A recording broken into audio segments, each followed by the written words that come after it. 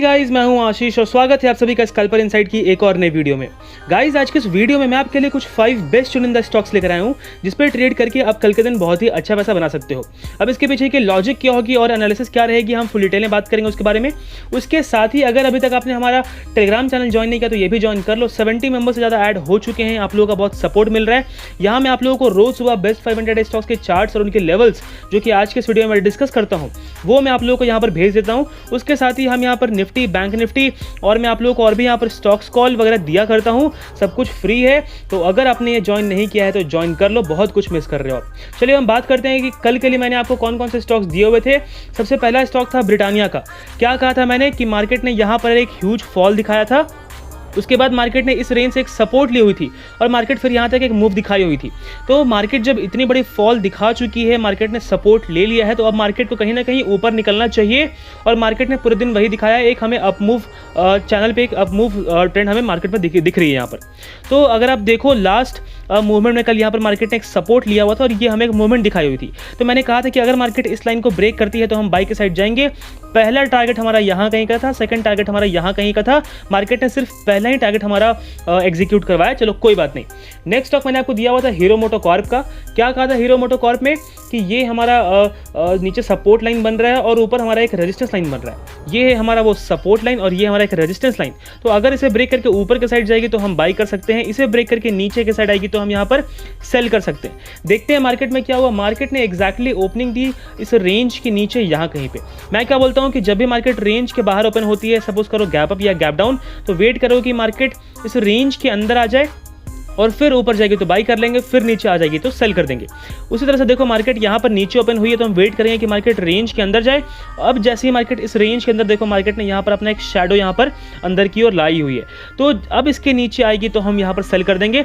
और एक्जैक्टली इसके नीचे मार्केट ने ये जो रेड कैंडल थी ये यहाँ पर नीचे फॉर्म हुई, इस लाइन के जस्ट नीचे मैंने आपको सेल के लेवल्स यहाँ कहीं पर दिए हुए थे, इस लाइन के नीचे, और यहाँ तक हमारा एक टारगेट अचीव हुआ। इस स्टॉक में भी हमारा सिर्फ एक ही टारगेट अचीव हो पाया। नेक्स्ट स्टॉक मैंने आपको दिया हुआ था ग्रासिम का। क्या कहा था ग्रासिम में कि ये हमारा एक रेजिस्टेंस लाइन बन रहा है और लास्ट मूवमेंट में हमें एक अच्छी खासी यहाँ पर बाइंग देखने को मिली हुई है, वॉल्यूम भी काफ़ी अच्छी है। तो हो सकता है कि मार्केट कहीं ना कहीं ऊपर के साइड निकले, इसे ब्रेक करके तो हम यहाँ पर बाई के साइड जाएंगे।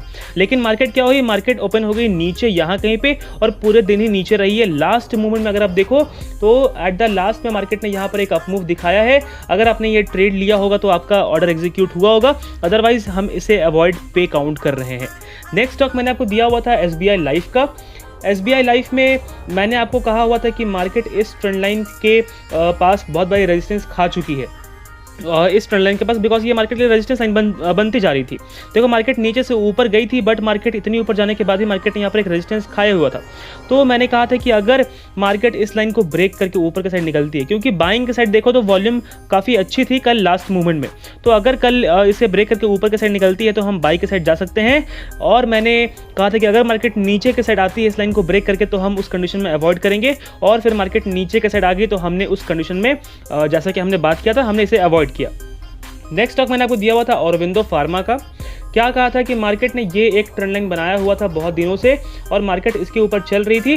तो अगर मार्केट इसे ब्रेक करके नीचे आती है इस ट्रेंड लाइन को, इसके नीचे मार्केट ने यहाँ पर ब्रेक डाउन दिया हुआ था, तो अगर इसे नीचे फॉलो करती है तो हम यहाँ पर सेल के साइड हम जा सकते हैं। मार्केट ने एग्जैक्टली उसी रेंज के अंदर कहीं पे ओपनिंग दी है। मार्केट रेंज के बाहर ओपन हुई थी, एग्जैक्टली हमारा रेंज ये था, मार्केट यहाँ कहीं पे ओपन हुई थी, मार्केट रेंज के अंदर आई फिर मार्केट ने यहाँ से फॉल दिखाया तो यहाँ पर हमारा एक टारगेट अचीव हुआ। तो टोटल आज 5 स्टॉक में से हमने आज करीब 3 के टारगेट अचीव किए। तीनों के हमने सिर्फ एक टारगेट अचीव किए हुए हैं, कोई बात नहीं, टारगेट तो अचीव हुए हैं हमारे, स्टॉप लॉस तो हिट नहीं हुआ, और 2 को हमने अवॉइड किया। तो हमारा आज स्टॉक का आप दिन बोल सकते हो थोड़ा बहुत ठीक था। चलिए हम बात कर लेते हैं कि कल के लिए मैंने आपको कौन कौन से स्टॉक्स देने हैं। तो सबसे पहला स्टॉक है हमारे पास डालमिया भारत का। देखो डालमिया भारत में भी मार्केट इस लाइन पे बहुत बारी आज कंसोलिडेट कर चुकी है, इस ट्रेंड लाइन पे यहाँ पर सपोर्ट लिए, यहाँ पर सपोर्ट लिए, यहाँ पर सपोर्ट लिए। लास्ट मूवमेंट में हमें यहाँ पर ब्रेकडाउन देखने को मिल रहा है। तो अगर मार्केट कल नीचे इसको फॉलो करती है, बिकॉज वॉल्यूम भी काफ़ी अच्छी है, तो अगर इस फॉल को कल फॉलो करती है तो इस लाइन के नीचे हम सेल के लिए जा सकते हैं। डालमिया भारत में क्या लेवल्स होंगे, हमें इसे सेल करना है एट करीब 1795 पे। स्टॉप लॉस हमारा हो जाएगा 1808 का, टारगेट हमें देखने को मिल सकता है 1785 और नेक्स्ट टारगेट हमारा हो जाएगा 1776 का।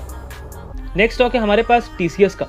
देखो टीसीएस में हमें नीचे से एक सपोर्ट लाइन बनता हुआ दिख रहा है, ऊपर से एक रेजिस्टेंस लाइन। रेजिस्टेंस आप देखो मार्केट ने करीब 18 तारीख को वहाँ पर एक रेजिस्टेंस खाई हुई थी, मार्केट फिर नीचे फॉल हो गई, फिर से इस पॉइंट पे एक रेजिस्टेंस खाई, फिर से फॉल हो गई। अगेन आज मार्केट ने यहाँ कहीं पे ओपनिंग दी, फिर से नीचे फॉल होकर यहाँ पर एक सपोर्ट ली हुई है मार्केट, और फिर ऊपर जाके इस पॉइंट पर रेजिस्टेंस खाई है, फिर से नीचे आकर सपोर्ट ली हुई है। तो जहाँ जहाँ मार्केट ने सपोर्ट लिया उस पॉइंट को हम ज्वाइन करेंगे तो ये हमें एक सपोर्ट लाइन दिखेगा। जहाँ जहाँ मार्केट ने रेजिस्टेंस खाया हुआ है उन सारे पॉइंट्स को अगर हम ज्वाइन करेंगे तो ये हमारा एक रेजिस्टेंस बनता हुआ दिखेगा। तो कल के दिन क्या हो सकता है कि अगर मार्केट इसे ब्रेक करके ऊपर के साइड निकले तो हम यहाँ पर बाई के साइड जा सकते हैं टीसीएस में, इसे ब्रेक करके नीचे के साइड आएगी तो हम यहाँ पर सेल के साइड जा सकते हैं। अगर मान लो कि गैप ओपन होती है यहाँ कहीं पे तो वेट करेंगे कि रेंज के अंदर आए, फिर ऊपर जाएगी तो बाई करेंगे, फिर नीचे आएगी तो सेल करेंगे। उसी तरह से अगर मान लो कि यहाँ नीचे ओपन होती है तो रेंज के अंदर आए, फिर ऊपर जाएगी तो बाई करेंगे, और फिर नीचे आएगी तो सेल के साइड जाएंगे। क्या लेवल्स होंगे टीसीएस के? हमें इसे बाई करना है एट करीब 3286 पे। स्टॉप लॉस हमारा हो जाएगा 3275 का। टारगेट हमें देखने को मिल सकता है 3302, और नेक्स्ट टारगेट हमारा हो जाएगा 3314 का। नीचे की ओर आएगी तो हम सेल करेंगे, सेल करना है हमें एट 3266 पे। स्टॉप लॉस हमारा हो जाएगा 3274 का। टारगेट हमें देखने को मिल सकता है 3250, और नेक्स्ट टारगेट हमारा हो जाएगा 3243 का। नेक्स्ट स्टॉक है हमारे पास शक्ति पंप का।